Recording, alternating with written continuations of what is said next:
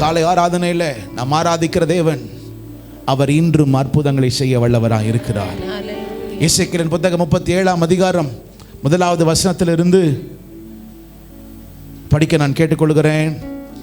கர்த்தருடைய கை என் மேல் அமர்ந்து கர்த்தர் என்னை ஆவிக்குள்ளாக்கி வெளியே கொண்டு போய் எலும்புகள்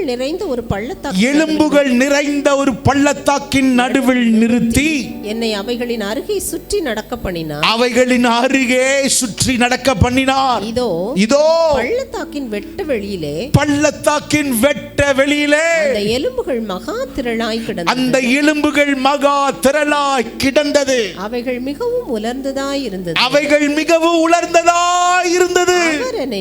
அவர் என்னை நோக்கி மனுபுத்திரனே இந்த எலும்புகள் உயிரடையுமா என்று கேட்டார். அதற்கு நான் கர்த்தராகிய ஆண்டவரே தேவரீர் அதை அறிவீர் என்றேன். அப்பொழுது அவர் நீ இந்த எலும்புகளை குறித்து தீர்க்க தரிசனம் உரை அவைகளை பார்த்து நீ சொல்ல வேண்டியது என்னவென்றால், உலர்ந்த எலும்புகளே கர்த்தருடைய வார்த்தையை கேளுங்கள். கர்த்தராகிய ஆண்டவர் இந்த எலும்புகளை நோக்கி இதோ நான் உங்களுக்குள் ஆவியை பிரவேசிக்க பண்ணுவேன். அப்பொழுது நீங்கள் என்ன பண்ணுவீர்கள்? உயிரடைவீர்கள். நான் உங்கள் மேல் நரம்புகளை சேர்த்து உங்கள் மேல் மாம்சத்தை உண்டாக்கி உங்களை தோலினால் மூடி உங்களில் ஆவியை நான் கட்டளையிடுவேன். அப்பொழுது நீங்கள் உயிரடைந்து நான் கர்த்தர் என்று அறிந்து கொள்வீர்கள் என்று உரைக்கிறார் என்று சொல் என்றார். எனக்கு கட்டளையிட்டபடி நான் தீர்க்க தரிசனம் உரைத்தேன். நான் தீர்க்க தரிசனம் உரைக்கையில் ஒரு இரைச்சல் உண்டாயிற்று. இதோ அசை உண்டாகி ஒவ்வொரு எலும்பும் தன் எலும்போடே சேர்த்து கொண்டது. நான் பார்த்து கொண்டிருக்கையில் இதோ அவைகள் மேல் நரம்புகளும் மாம்சமும் உண்டாயிற்று. மேற்புறமெங்கும் தோலினால் மூடப்பட்டது. ஆனாலும் அவைகளில் ஆவி இல்லாது இருந்தது. அப்பொழுது என்னை பார்த்து நீ இப்பொழுது ஆவியை நோக்கி தீர்க்க தரிசனம் உரை. மனுபுத்திரனே நீ தீர்க்க தரிசனம் உரை. ஆவியை நோக்கி கர்த்தராகிய ஆண்டவர் உரைக்கிறது என்னவென்றால், ஆவியே காற்று திசை நான்கிலுமிருந்து வந்து கொலையுண்ட இவர்கள் உயிரடையும்படிக்கு இவர்கள் மேல் ஊது என்கிறார் என்று சொல் என்றார். எனக்கு கற்பிக்கப்பட்டபடி நான் தீர்க்க தரிசனம் உரைத்தேன். அப்பொழுது ஆவி அவர்களுக்குள் பிரவேசிக்க அவர்கள் உயிரடைந்து காலூன்றி மகா பெரிய சேனையாய் நின்றார்கள். இன்னொரு முறை 10வது வசனத்தை சேர்ந்து படிக்கலாமா? எல்லாரும் சேர்ந்து படிக்கலாமா? 1 2 3 படிக்க பார்க்கலாம். எனக்கு கற்பிக்கப்பட்டபடி நான் தீர்க்க தரிசனம் உரைத்தேன். அப்பொழுது ஆவி அவர்களுக்குள் பிரவேசிக்க அவர்கள் உயிரடைந்து, அடுத்தது காலூன்றி, 2 மகா பெரிய சேனையாய் நின்றார்கள். இந்த ராத்திரி நேரத்தில் அற்புதங்களை செய்கிற ஒரு ஆண்டவர் ஒரு உண்டு. ஹல்லேலூயா. நீங்கள் நானும் சேவிக்கிற ஒரு ஆண்டவர் ஒரு உண்டு. இரண்டாவது ஆராதனையில எனக்கு ஒரு காரியம் நல்லா தெரியுது. உங்கள் மேல ஒரு பெரிய காரியம் கர்த்தர் வச்சிருக்கிறார். இந்த வருஷம் முடிவதற்குள்ள தேவன் ஒரு பெரிய நன்மை கர்த்தர் வச்சிருக்கிறார்.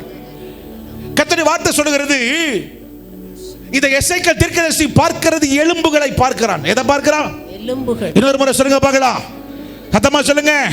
ஆனால் வேதம் சொல்லுகிறது அதனுடைய முடிவிலே அந்த எலும்பு அது சாதாரண அல்ல, அது உலர்ந்த எலும்புகள் அல்ல, அது ஆவியாய் மாறி மாம்சம் பெற்று ஆவியை பெற்று அது சேனையாய் நிற்க செய்தது. நல்ல கையை தான் தட்டுங்களேன். சத்தமா சொல்லுங்க பார்க்கலாம். ஆமென். சத்தமா சொல்லுங்க. ஆமென். நாம் ஆராதிக்கிற தேவன் இன்று அவர் அற்புதத்தை செய்ய வல்லவராய் இருக்கிறார். எசேக்கியேல் தீர்க்கதரிசியை பார்த்து கர்த்தர் சொல்லுகிறார், எசேக்கியேல் தீர்க்கதரிசியே, இப்ப நீ பார்க்கிற பிரச்சனை யாரும் பார்க்காத பிரச்சனை. இப்ப நீ பார்க்கிற காரியம் யாரும் பார்க்காத காரியம். என்ன பார்க்கிற? உலர்ந்த எலும்புகள். முதலாவது வசனத்தை படிக்க கேட்கிறேன். 27ஆம் அதிகாரம் 31வது வசனம். கர்த்தருடைய கை என் மேல் அமர்ந்து கர்த்தர் என்னை ஆவிக்குள்ளாக்கி வெளியே கொண்டு போய் எலும்புகள் நிறைந்த ஒரு பள்ளத்தாக்கின் நடுவிலே என்னை நிறுத்தி. இந்த காலை நேரத்தில் எத்தனை பேர் எலும்புகள் நிறைந்த பள்ளத்தாக்கில் நிக்கிறீங்கன்னு எனக்கு தெரியல. எல்லாம் பார்த்தா வரை எலும்பா இருக்கு பாஸ்டர், என் வாழ்க்கையில ஒரு நன்மையே இல்லை, ஒரு ஜீவனே இல்லை, எல்லா வாழ்க்கை போய் ஜீவன் போய் எனக்கு ஒரு உலர்ந்த நிலைமையா இருக்கிறது. அப்படிப்பட்ட ஒரு நிலைமையில கர்த்தர் ஒரு தீர்க்கதரிசியாகிய எசேக்கியேலை கொண்டு நிறுத்தி சொல்லுகிறார், நீ இப்பொழுது பார்ப்பது, சுற்றி இருந்து பார்ப்பது எலும்புகள் அல்ல, உலர்ந்த எலும்புகள். சொல்லுங்க பார்க்கலாம். இன்னொரு முறை சொல்லுங்க பார்க்கலாம். இந்த கால நேரத்தை உலர பண்ண காரியங்கள் என்ன? உன்னை வாழ்க்கையில இல்லாமையாய் மாற்றின காரியங்கள் பலமா இருக்கலாம், சில தோல்விகள் இருக்கலாம், சில காரியங்கள் இடிந்து போன சூழ்நிலைகள் இருக்கலாம். நீ கர்த்தரை நம்பினாய் இருப்பினும் உன்னுடைய காரியங்கள் எல்லாம் கைவிடப்பட்டதா இருக்கலாம். ஆனா இன்னைக்கு கர்த்தர் உங்கள் ஒவ்வொருவருக்கும் சொல்லுகிறார், நீ பலத்த சேனையாய் நீ மாறுவாய். சத்தமா சொல்லுங்க பார்க்கலாம். ஆமென். சத்தமா சொல்லுங்க பார்க்கலாம். ஆமென். ஆனால் பலத்த சேனையாய் மாறுவதற்கு எசேக்கியேல் தீர்க்கதரிசி இடத்துல கர்த்தர் சொன்ன 3 காரியங்கள். முதலாவது வசனம் படிங்க பார்க்கலாம். முதலாவது வசனம் எல்லாரும் சேர்ந்து படிங்க பார்க்கலாம். 1 2 3 படிங்க பார்க்கலாம். கர்த்தருடைய கை என் மேல் அமர்ந்து. முதலாவது எழுதிங்க பார்க்கலாம். the hand of the Lord, the hand of the Lord. அடுத்த வசனம், அடுத்த வார்த்தை அப்படியே படிங்க பார்க்கலாம். 3 காரியங்கள் சொல்லுகிறேன். first the hand of the Lord, அப்புறம் படிங்க பார்க்கலாம். கர்த்தர் என்னை ஆவிக்குள்ளாக்கி. இரண்டாவது the spirit of the Lord, the spirit of the Lord, கர்த்தருடைய ஆவியானவர். முதலாவது கர்த்தருடைய கரம், அடுத்தது கர்த்தருடைய ஆவி, கர்த்தருடைய ஆவி. மூன்றாவது வெளியே கொண்டு போய் எலும்புகள் நிறைந்த ஒரு பள்ளத்தாக்கின் நடுவில் நிறுத்தி. மூன்றாவது அதே 4வது வசனத்தை படிக்கும்படி கேட்டுக்கொள்கிறேன். அப்பொழுது அவர் நீ இந்த எலும்புகளை குறித்து தீர்க்கதரிசனம் உரைத்து அவைகளை பார்த்து சொல்ல வேண்டியது என்னவென்றால், உலர்ந்த எலும்புகளே கர்த்தருடைய வார்த்தையை கேளுங்கள். எதை கேளுங்கள்? கர்த்தருடைய வார்த்தை. மூன்றாவது the word of the Lord, கர்த்தருடைய வார்த்தை. எழுதிங்க பார்க்கலாம். முதலாவது the hand of the Lord, கர்த்தருடைய கரம். இரண்டாவது the spirit of the Lord, கர்த்தருடைய ஆவியானவர். மூன்றாவது the word of the Lord. சத்தமா சொல்லுங்க பார்க்கலாம். கர்த்தருடைய வார்த்தை. எலும்புகளை கர்த்தர் அதை மாற்றக்கூடிய வல்லமை எசேக்கியேலுக்கு சொல்லும் பொழுது இந்த 3 காரியங்கள் சொல்லுகிறார். the hand of the Lord, கர்த்தருடைய, சொல்லுங்க பார்க்கலாம், கர்த்தருடைய கரம், கர்த்தருடைய கரம், கர்த்தருடைய கரம். இந்த காலை ஆராதனை யாரா இருந்தாலும் சரி, உங்களுக்கு எந்த கரம், ராஜாவின் கரம் உங்களை நீட்டலாம், ஒருவேளை கோலின் கரம் உங்களை நீட்டலாம். ஆனா இங்கே எசேக்கியேல் தீர்க்கதரிசி சொல்லுகிறார், என் மேல எது தெரியுமா வந்தது? கர்த்தருடைய கரம் என் மேல் வந்தது. நெகேமியா சொல்லுகிறார், கர்த்தருடைய கரம் என் மேல் இருந்தபடினாலே. எடுங்களேன், நெகேமியாவின் புத்தகம் 2ஆம் அதிகாரம், சீக்கிரமா எடுங்க பார்க்கலாம். நெகேமியாவின் புத்தகம் 2ஆம் அதிகாரம், 2ஆம் அதிகாரம் 8வது வசனத்தை படிக்க. 2ஆம் அதிகாரம் 8வது வசனம். தேவாலயத்துக்கு இருக்கிற அரணின் கதவு வேலைக்கும் நகர அலங்கத்தின் வேலைக்கும் நான் தங்க போகிற வீட்டின் வேலைக்கும் ராஜாவின் வனத்து காவலாளனாகிய ஆசாப் எனக்கு கொடுக்கும்படிக்கும் அவனுக்கு ஒரு கடிதம் கட்டளையிடப்படுவதாக என்றேன். என் தேவனுடைய தயவுள்ள கரம், என் மேல் இருந்தபடியால் ராஜா அவைகளை எனக்கு கட்டளையிட்டார். என்று எழுதியிருக்கிறது. அப்படி அர்த்தம் என்னன்னா, நெகேமியா சொல்லுகிறாரு, நான் ஒரு ராஜாவு கீழே இருந்தாலும் சரி, நான் அரண்மனையில் இருந்தாலும் சரி, எனக்கு ஊருப்பட்ட ஆள் தெரிஞ்சாலும் பரவாயில்ல, எனக்கு ராஜாவின் கை இல்ல, அரண்மனையில் இருக்கிற காரியம் இல்ல, ஜனங்களுடைய கரம் இல்ல, யாருடைய கரம்? அந்த வார்த்தை சொல், என் தேவனுடைய தயவுள்ள கரம். சத்தத்தை உயர்த்தி சொல்லுங்க பார்க்கலாம். என் தேவனுடைய தயவுள்ள, இன்னொரு முறை சொல்லுங்க, என் தேவனுடைய தயவுள்ள கரம் என் மேல் இருந்தது. எலியா சொல்லுகிறார், கர்த்தருடைய கரம் அவன் மேல் வந்தபடினாலே அவனோ ஆகாபுடைய ரதம் ஓடினாலும் அதற்கு முன்பதாக ஓடுகிறான். ஆமென். ஏன் தெரியுமா? கர்த்தருடைய கரம். இன்னொரு முறை சொல்லுங்க, கர்த்தருடைய கரம். பைபிள்ல கர்த்தருடைய கரம் அதிகமா வர்ற ஒரு அதிகாரம் இருக்கு. அது எந்த அதிகாரம் பார்த்தீங்கன்னா, எஸ்ராவின் புத்தகம் எடுத்துங்க பார்க்கலாம். எஸ்ராவின் புத்தகம் எடுத்துங்க பார்க்கலாம். 7ஆம் அதிகாரம் 6வது வசனம். இந்த எஸ்ரா இஸ்ரவேலின் தேவனாகிய கர்த்தர் அருளிய மோசேயின் நியாயப்பிரமாணத்திலே தேறின வேதபாரகனாய் இருந்தான். அவனுடைய தேவனாகிய கர்த்தருடைய கரம் அவன் மேல் இருந்தது. யார் மேல இருந்தது? எஸ்ரா மேல். சொல்லுங்க, யார் மேல இருந்தது? எஸ்ராவின் மேல. அதே 7ஆம் அதிகாரம் 9வது வசனத்துடைய கடைசி பகுதி. முதல் தேதியிலே தன் தேவனுடைய தயவுள்ள கரம் தன் மேல் இருந்ததினால், தேவனுடைய கரம் அவன் மேல் இருந்தபடினாலே. அதே 7ஆம் அதிகாரம் 28வது வசனத்தை படிக்கும்படி கேட்டுக்கொள்கிறேன். அதே 7ஆம் அதிகாரம் 28வது வசனம். அப்படியே என் தேவனாகிய கர்த்தருடைய கரம், என் தேவனாகிய கர்த்தருடைய கரம். 8ஆம் அதிகாரம் 18வது வசனத்தை படிக்கும்படி கேட்டுக்கொள்கிறேன். 8ஆம் அதிகாரம் 18வது வசனம். அவர்கள் எங்கள் மேல் இருந்த எங்கள் தேவனுடைய தயவுள்ள கரத்தின்படியே, அவர்கள் தேவனுடைய கரம் எங்கள் மேல் இருந்தபடி. அதே 8ஆம் அதிகாரம் 31வது வசனத்தை படிக்கும்படி கேட்கிறோம். எல்லாரும் சேர்ந்து படிக்கலாமா? 31வது வசனத்தை சேர்ந்து படிக்க பார்க்கலாம். நாங்கள் எருசலேமுக்கு போக முதலாம் மாதம் 2ஆம் தேதியிலே அகாவா நதி அண்டையிலே பயணம் புறப்பட்டோம். எங்கள் தேவனுடைய கரம் எங்கள் மேல் இருந்து வழியிலே சத்ருவின் கைக்கும் அதிவிருக்கிறவர்களின் கைக்கும் எங்களை தப்புவித்தது. சத்தத்தை வைத்து ராமன் சொல்லுங்க பார்க்கலாம். சத்தமா சொல்லுங்க பார்க்கலாமே. இதே கர்த்தருடைய கரம் தான். யாபே சொல்லுகிறார், கர்த்தாவே நீர் என்னை ஆசீர்வதித்து என் எல்லையை பெரிதாக்கி உமது கரம் என்னோடு இருந்து தீங்கு என்னை துக்கப்படுத்தாத. இந்த காலை ஆராதனையில எசேக்கியேல் தீர்க்கதரிசி கர்த்தர் சொல்லுகிறார், கர்த்தருடைய கரம் யாருக்கு மேல வந்துச்சா? சத்தமா சொல்லுங்க, யார் மேல வந்துச்சா? ரெண்டு கரத்தை உயர்த்தி இந்த காலை ஆராதனையில் ஒரு அற்புதத்தின் தேவன், ஒரு அதிசயத்தின் தேவன். இதுவரைக்கும் எந்த கரம் இருக்கோ அதெல்லாம் தூக்கி போட்டுருங்க. கர்த்தருடைய கரம், உங்க கரம் இருக்க பயமில்லையே. உங்க கரம் இருக்க பயமில்லை. ரெண்டு கரத்தை உயர்த்தி சொல்லுங்க, ஆண்டவரே உங்க கரம் என் மேல இப்பொழுது இறங்கட்டும்.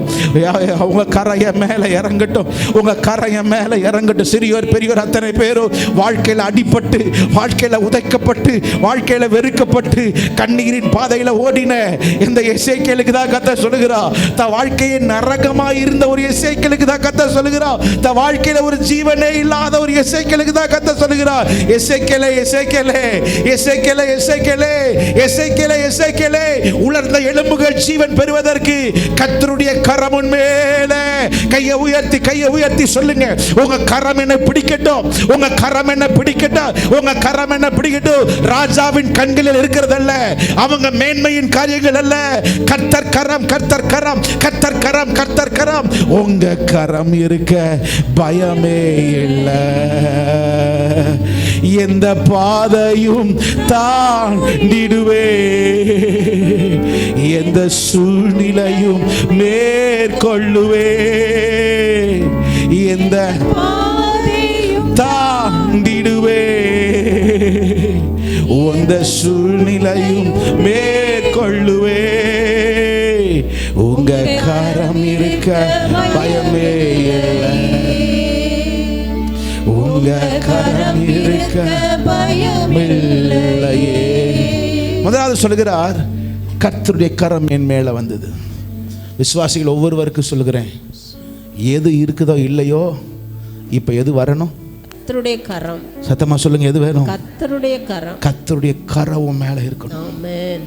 யாரா இருந்தாலும் சரி, குறிப்பாய் ராஜாவின் காரியங்களில் உயர்ந்த மேன்மையில போகணும்னு விரும்புகிறவங்க, உங்களை கர்த்தர் உயர்ந்த ஸ்தானத்துக்கு கொண்டு போகணும்னா அது உன் திறமை கிடையாது, உன் கையில் இருக்கிற உன்னுடைய சர்டிஃபிகேட் கிடையாது தம்பி. கர்த்தர் கரை இருந்தால் மாத்திரம்தான் ராஜாவின் கண்களிலே உனக்கு தயவு கிடைக்கிற கர்த்தர் இறங்குவார். சும்மா நம்பிட்டு இருக்கிறது இல்லை, கர்த்தருடைய. ஆகவே தான் சொல்லுகிறார், ஆண்டவரே நீர் என்னை ஆசீர்வதித்து என்னை நீர் பெருக செய்து என் எல்லையை கர்த்தர் நீர் பெரிதாக்கி, இதெல்லாம் ஓகே. ஆனால் உங்க கரம் என் மேல இருக்கணும், உங்க கரம் என் மேல இருக்கணும், உங்க கரம் என் மேல இருக்கணும். ரெண்டாவது சொல்லுகிறார், the first is the hand of the Lord. ரெண்டாவது கர்த்தருடைய ஆவி. சத்தமா சொல்லுங்க பார்க்கலாம். கர்த்தருடைய ஆவியானவர், கர்த்தருடைய ஆவியானவர். கர்த்தருடைய ஆவியானவர் எசேக்கியேலுக்கு இறங்கினார். இந்த 2026 இந்த வருஷம் கர்த்தரே உனக்கு ஒரு பெரிய வெளிச்சம் மேல வருவதற்குனா, பைபிள்ல போட்டிருக்கு, கர்த்தருடைய ஆவியில் நடத்தப்பட வேணும். எனக்கு பிடித்த ஒரு சங்கீதம் ஏசாயா 60ஆம் அதிகாரத்தில் முதல் வசனம் போட்டிருக்கு, எழும்பி பிரகாசி உன் ஒளி வந்தது, கர்த்தருடைய மகிமை உன்மேல் உதித்தது. ரெண்டாவது, கர்த்தருடைய ஆவியானவர் உனக்குள்ள இருக்கணும். சிலருடைய வாழ்க்கையில் கர்த்தருடைய ஆவி இல்லை, மாம்சீக ஆவிகளும் மனுஷிக ஆவிகளும் பொல்லாத ஆவிகளும் வேசித்தனத்தின் ஆவிகளும் விக்கிரகத்தின் ஆவிகளும் உள்ளே இருக்கு. உங்களுக்குள்ள என்ன ஆவி இருக்குன்னு ஈஸியாக கண்டுபிடிக்கலாம். உங்களை அட்ராக்ட் பண்றது என்னது? உங்களை அட்ராக்ட் பண்றது எது? உங்களை எது அட்ராக்ட் பண்ணுதோ, வெளியே இருக்கிற காரியம் உன்னை எது அட்ராக்ட் பண்ணுதோ அதுதான் உனக்குள்ள இருக்கிறது. வேதம் சொல்லுகிறது, சிம்சோனை அட்ராக்ட் பண்ணது என்ன தெரியுமா? அவனுக்குள்ள இருந்த என்ன ஆவி தெரியுமா? இச்சை இருந்துச்சு. அவனுக்குள்ள ஆண்டவர் இருந்தார், கர்த்தருடைய ஆவியானவர் அவன் மேல இருந்தார். ஆனாலும் ஆவியானவருக்கு அவன் கொடுக்கல, அவனும் ஆவியானவரை நடத்தினான்.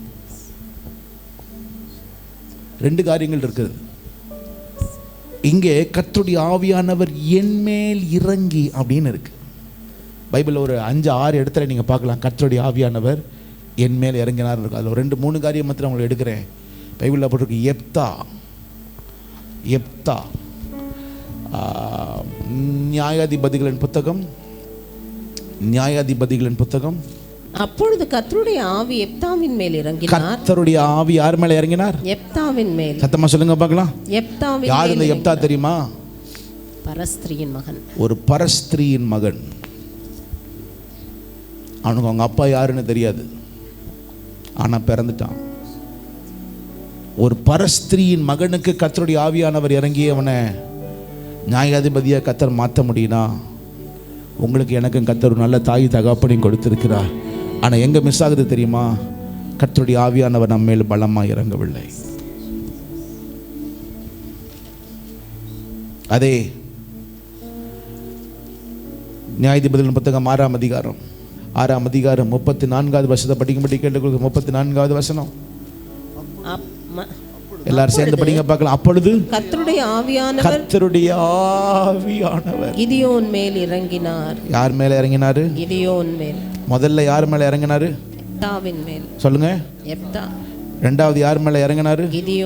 கிதியோன் மேலே கர்த்தருடைய ஆவியானவர் அவர் இறங்கினார் என்று வேதம் சொல்லுகிறது. இந்த காலை நேரத்தில் கர்த்தருடைய ஆவியானவர் உனக்குள்ளே இருக்கிறார். உனக்குள்ள இருக்கிற ஆவியானவர் உன்னை பலப்படுத்துவதற்கு தம்முடைய கரம் குறுகவில்லை. நம்புறவங்க ராமேன் சொல்லுங்க பார்க்கலாம். இன்னொரு முறை சொல்லுங்க பார்க்கலாமே.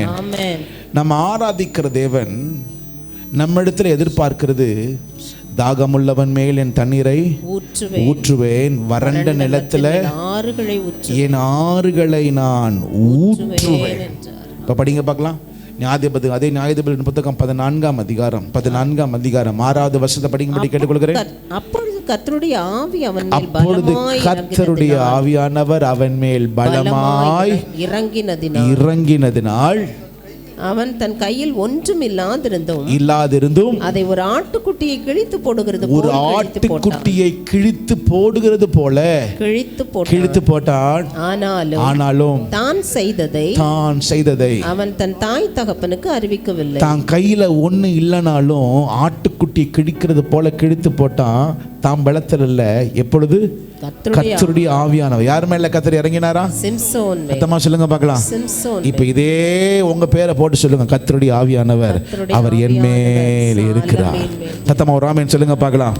இதே வசனம் தான் போட்டு லூக்கா 4ஆம் அதிகாரத்தில் எழுதியிருக்கிறது, கர்த்தருடைய ஆவியானவர் அவர் என் மேல் இருக்கிறார் என்று இயேசு கிறிஸ்து சொல்லுகிறார். இப்போ ரெண்டாவது, இல்லாதவைகளை ஒரு அற்புதத்தை செய்யணும்னா, ஒரு அற்புதங்கள் கர்த்தர் நம்முடைய வாழ்க்கையில் நடத்தணும்னா, இரண்டாவது கர்த்தருடைய ஆவியானவர் நம்ம மேல் இருக்க வேண்டும். ஒரு ஆமென் சொல்லுங்க பார்க்கலாம். யார் இருக்கணும்? கர்த்தருடைய ஆவியானவர். சொல்லுங்க, யார் இருக்கணும்? கர்த்தருடைய ஆவியானவர். மூன்றாவது, அதே வசனத்தில் படிக்கிறோம், 4வது வசனத்தில் படிச்சிருக்கிறோம், கர்த்தருடைய வார்த்தை. கர்த்தருடைய வார்த்தையில் ஒரு 3-4 வார்த்தைகள் இருக்கு. அதோட நிலைமையில சொல்லுகிறேன். ஆனா இங்கே கர்த்தருடைய வார்த்தை எனக்கு உண்டாகி. சொல்லுங்க பார்க்கலாம். கர்த்தருடைய வார்த்தை எனக்கு உண்டாகி. ஏற்கனவே கர்த்தருடைய வார்த்தை இருக்கு. உங்களுக்கு சொல்லப்பட்ட சில வார்த்தைகள்லாம் சொல்லுங்க பார்க்கலாம்.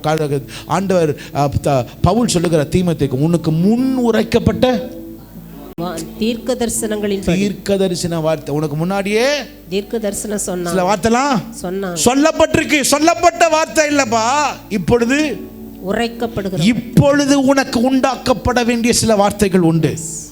எத்தனை பேர் நம்புறீங்க? ஒரு ஆமென் சொல்லுங்க பார்க்கலாம். இப்பொழுது, எப்பா ஏற்கனவே சொன்னதில்லை, நான் தாயின் கருவிலே எனக்கு நான் இருக்கிறப்ப சொல்லப்பட்டதில்லை, ஆனா இப்ப கர்த்தருடைய வார்த்தை எனக்கு தேவை. ஆமென்.